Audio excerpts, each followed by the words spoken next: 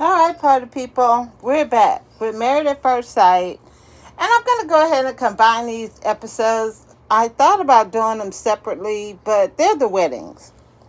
So that's what this is going to be labeled as the weddings. Because you kind of need to kind of get the whole ambiance.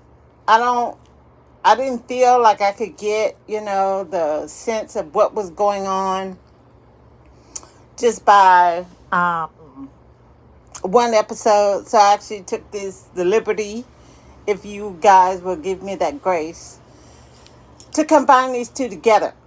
So the next episode that we have to look at, we only have one more wedding, and then we actually go to the honeymoons, which I actually think that's where it starts.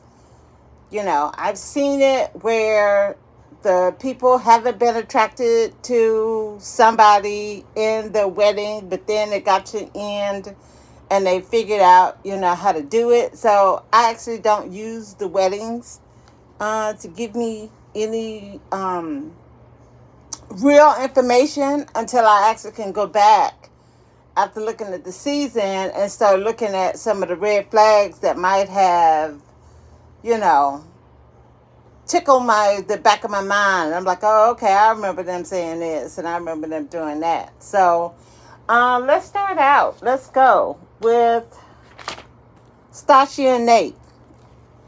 So Stacia tells after they see each other at the altar, I thought they actually had a really cute wedding.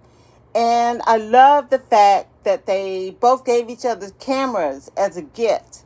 And I love the fact that some of the grooms gave their, at that time, fiancés engagement rings before they actually got to the altar to get the wedding ring. So I thought that was, really considerate.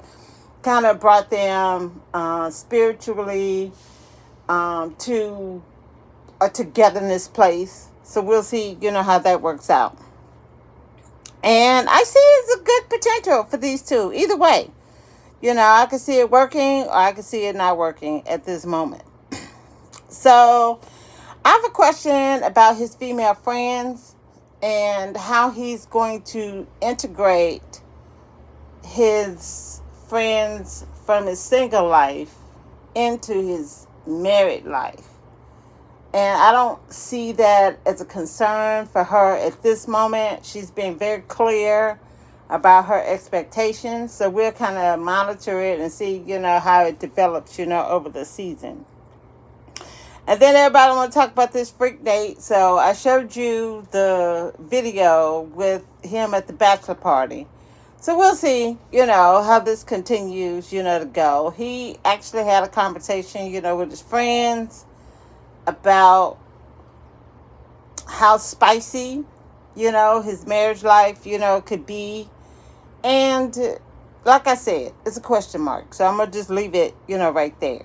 So next, so what am I thinking? Okay, about Nate. Nate seems like he's really attracted to his wife. I really like that. They really vibe on the fact that they wanted, a power spouse. So he wanted a power wife. She got a power husband. He supports her and her business, ventures, which is really important, to her. We're still going to have to hear about this post-nup and see, how down, he is with that, which I think it'll be fine because it's really not fair that 8 weeks and they might not, work. So I think they do like maybe a prenup. If I find out that information for sure, I'll come back and let you guys, know. So we'll, see. Everybody's on hold. So we're going to look at Alexis and Justin. And at the altar, it could have gone up, any way. I could understand somebody seeing it in a negative, and I can also understand somebody seeing it in a positive. So right now, I'm really neutral on these two because it takes a minute to kind of absorb who's been chosen for you. And then you got all the other stuff. You want your family and friends to have a good time. You want them to support you. You want the best light to be shown upon the situation. So I'm looking at that. Heard him talking to her friends. Heard her talking to his friends. So my concern with Alexis is that, she's so familiar with being around dudes that I could see her easily putting one in the friend zone, even if she doesn't want to. It's just kind of like a natural inclination that happens. So I really am nervous for Justin, because if he doesn't present himself in a way that she's going to be able to accept, then he's going to get friend zoned. And this is going to go downhill real quick.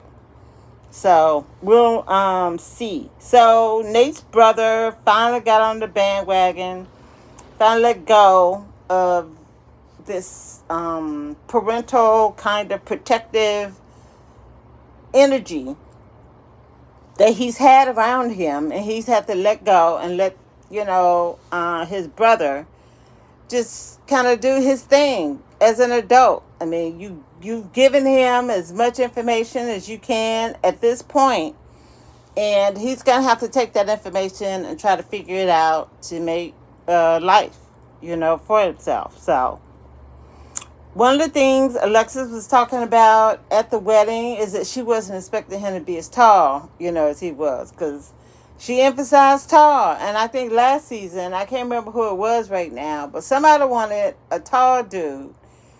And I think it was Jasmina. And that kind of worked against the experts, because Michael was way shorter than she was. And then he allowed his emotions to dictate, his behavior, instead of, deciding to be balanced. Use your emotions when they make sense, and then use your logic when it makes sense. So it's like a Venn diagram. You've got to be able to take both sides and kind of blend them together, so that in the middle you can get and have the opportunity for all those things that you say that you wanted, out of a relationship. And so I think Michael kind of felt he was out of his league, and he reverted back into himself. So we'll see, how Justin does with it, because Alexis is very verbal. Very verbal. I haven't seen her be disrespectful in, her ability to communicate, thus far. I know some people could take it that way, but yeah, I haven't heard disrespect in her communication, as of this point. And so she was concerned about him being celibate. And I understand that, because it's not like he's the most attractive man. So when you look at somebody and they tell you that they're celibate by choice, and you're like, I don't know, because I can understand why people would want to have sex with you. I can see it again, from both sides. I'm not familiar with tall guys and, what people have of their expectation of tall guys, but I'm short. I'm like 5'4". So a dude that's 6'8", I mean, I would actually have to be like besotted in love with a 6'8" dude in order for me to be even curious about, who they are romantically. But she's taller than I am. I think she's like 5'10", 5'11". So that puts her in a whole different, place and space. So I understood some of her concern, with wanting somebody that's tall versus, a short dude. So I don't know. Like I said, this is all up in the air. My real review will start during the honeymoon. So just kind of giving filler here. And that's one of the reasons why I felt comfortable. Maybe I shouldn't, but I just kind of wanted to lump these two, episodes, together. So let's look at Lindy and Miguel. They both like each other, which is really nice. She communicated, some of her nervousness and some of her overthinking, abilities. But when she, got to the altar and she centered herself, she was cool. He was cool. I was a little disappointed in her brother. Her brother knows that she's not in the religion anymore. But his concern was is that she would get someone who honored God. And, I don't think that Christians honor God. So I don't know. For me, listening to that part of it, it really didn't mean anything to me because I don't think that Christians honor God. So the fact that he could even be feeling some kind of way about someone who doesn't believe in God, I'm just like disconnected. But coming from a Christian background, I do understand where his thought process, is coming from. I just wish Christians would just go deeper. Instead of bringing their stuff out to non-believers, I wish they would actually go deeper into their own faith, before they actually start talking to other people, about it. And I've had that experience, on both sides. So, Lindy, like I said, they like each other. Miguel said that he was smitten. He told his friend that. Oh, no, he told Mitch. Mitch and him ran into each other in the bathroom. And you can see the difference because Miguel is like really cool and really ready to dive off the deep end, into his marriage. And Mitch is like, oh, I don't know. Even though he said that this is the only way that he could see himself getting married. So you would actually think, in my mind, that he would be more on the deep end of diving into that part of the pool than Miguel because he's had less experience and he knows that this is like his best opportunity to have that kind of relationship, that he really, really wants, with a woman. So it's really kind of interesting that he's, really reserved and holding himself, back. But it seems like they have a lot of interest, in common with the ocean. And she seems supportive of his nonprofit work. She said before that she didn't care whether he made a lot of money or not. It was more of him just being passionate about, whatever it is, that he does. And I don't see him questioning her, as much about her life. I think he's just trying to absorb all of the stuff that's happening, around him because he seems like a real, like, blinders, kind of dude. And when you introduce too much stimulus, then it kind of takes him, out of his element. I'm using their interaction in the beginning, of the video just to kind of give some perspective. Just giving a little perspective about, how the meet and greet process, kind of goes. And so what else do I have? Okay, so they both weren't committed people. They're both glad of the process. They hugged at the altar, which is always really nice. They gave each other really good vows.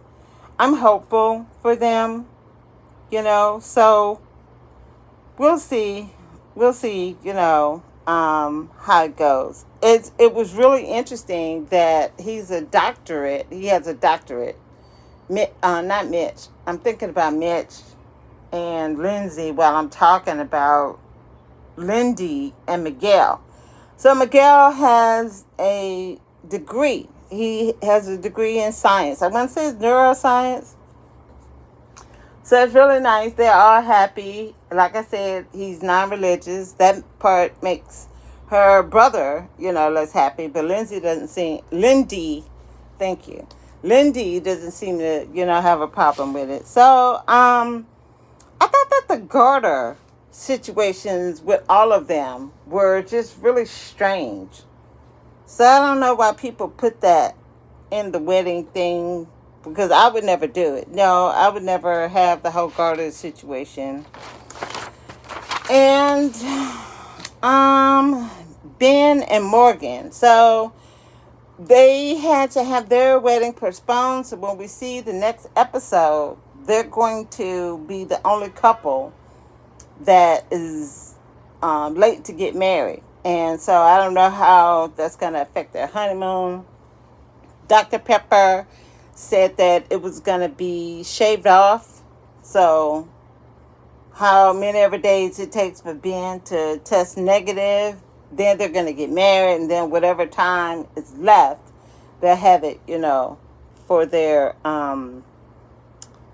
have it, left, for their honeymoon. So Morgan is really disappointed. It just, I'm disappointed in Ben because it's just attention to detail. It's really important. I mean, getting up with your friends and family is just, you got to be able to prioritize. So I'm not sure how he prioritized himself when everybody else figured it out, and then he wasn't able to do that, and he ended up catching COVID. But that's another story, another video. So we'll see what their story, ends up looking like. So I think we're at the last couple, which is Christian and Mitch. And so she really does like Mitch. She's ready to do the get down. Mitch is more reserved. He's like, oh, I don't know, blah, blah, blah. And Christian waited until the day of her wedding to tell her dad. And it seemed like her dad was going to, really just dig in her ass. Yeah, he seemed like he was going to go there, but he, really kind of looked at it from both sides. He was like, well, you tried to do it the traditional way the first time, and that ended in disaster. So I can see why you would think that this actually might have an opportunity, to work out for you. So he was kind of both sides of the situation. I really, appreciated that. My concern about Mitch is that he hasn't connected to her on that sexual level. He's connected to her on a human level, which I think is really important. But she's on a sexual level, and he's not. So this is a story left untold as of this point. And I was really kind of disappointed that she didn't make provisions for her dad to, have a tie. She didn't even have a tie provided for the man. I mean, or a jacket. It's like, girl, y'all could have fitted him for a jacket. Don't have him in the wedding pictures, with these casual. You could have done something else. I mean, it was just ridiculous. So the thing I have for Mitch is that he seems really low key. You see how he was talking about not liking a whole lot of makeup, not liking the whole glitz of the wedding thing. He's trying to be supportive because he knows that this is a traditional and something that, his wife, may enjoy, but he's communicating himself and saying that it's just not his jam, which I can get with, and he actually communicated, some of that to her. So they'll just have to kind of see. He'll have to see how much of a beach, person Christian is, and just kind of go, from there. He really can't make any hard assumptions about her because this is a traditional part of getting married. And when you decided to get married at first sight, you knew that this was going to happen. If this was something that it was important to you and you wanted her barefoot on the beach or something, then you should have communicated, that to the experts. But then they're paying, for everything. And if they don't want to do that, then you pay for it. And just move on.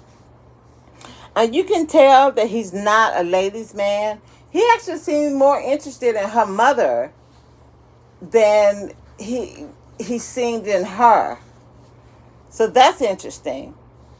Because I'm sure her mother is older than he is. Maybe, but not, so much.